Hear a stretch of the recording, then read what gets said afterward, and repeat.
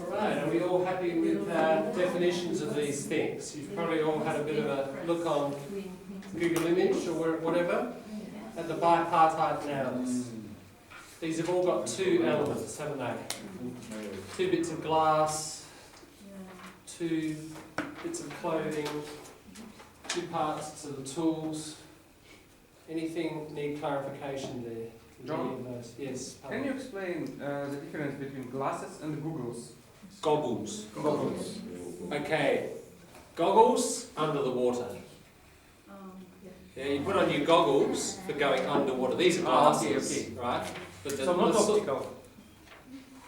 Some people actually do have optical goggles, but that's a separate idea. My partner, when we went up to the Great Barrier Reef, the tour had these prescription goggles, which was pretty cool, but usually not. Yeah. So they're specialized glasses. Well, they're just those things for, you know, the divers put on to go underwater so they can see underwater. In the early days of flying planes, you know, the guys would put on those things, usually leather kind of goggles. Fully covered. Yeah, that's right. Yeah, to stop either air or water getting in to the eye. That's goggles. Is one good or is two good? Two. Unless you've got one eye, I suppose. Then like a famous fighter pilot or something with one eye. But glasses and spectacles are the same, right? Yeah, that's right. They're the same. There's no difference. There's spectacle. True. Yes, there is. You're right, Milton. Yeah. So spectacle as one single thing. Yeah, what's a spectacle? It's like, used like,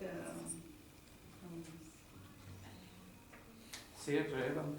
Spec, yeah. A spec means to see. It's a fairly important root that we'll talk about. So a spectacle, something amazing to watch.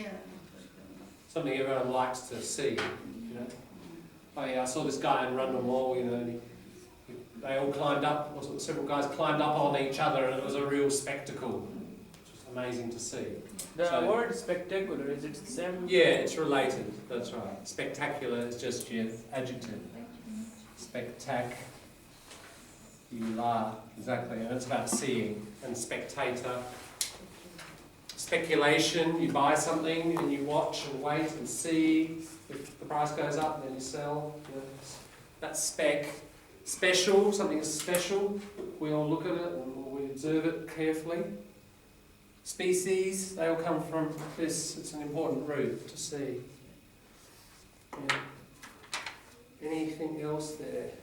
Are we okay with the difference between like tongs and shears and all that sort of thing? Pretty clear in the image, Google image, I think.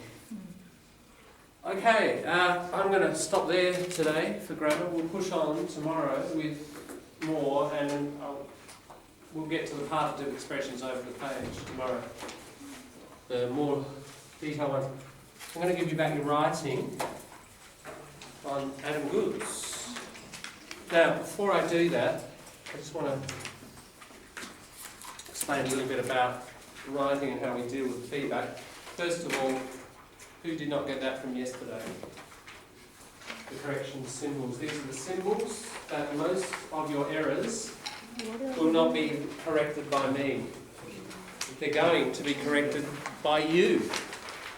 But I'm going to give you a strong clue about what kind of error you have made. And then you do the thinking. So the process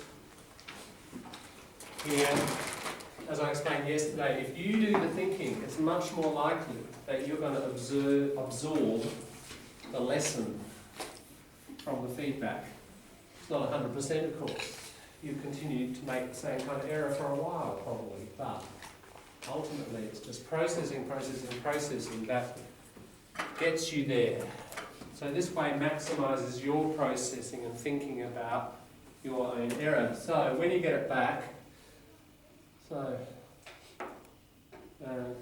get a pen.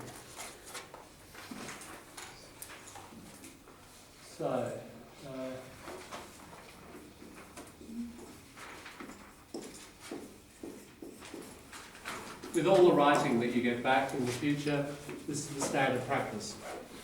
Analyse it by yourself. You might have 20, 30, a dozen errors. You go through it. I reckon there'll be a whole bunch that you think, well, no worries, I understand those, and I can correct that. Okay?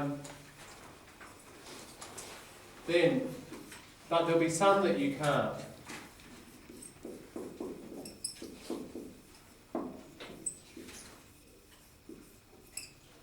You have to consult with other people.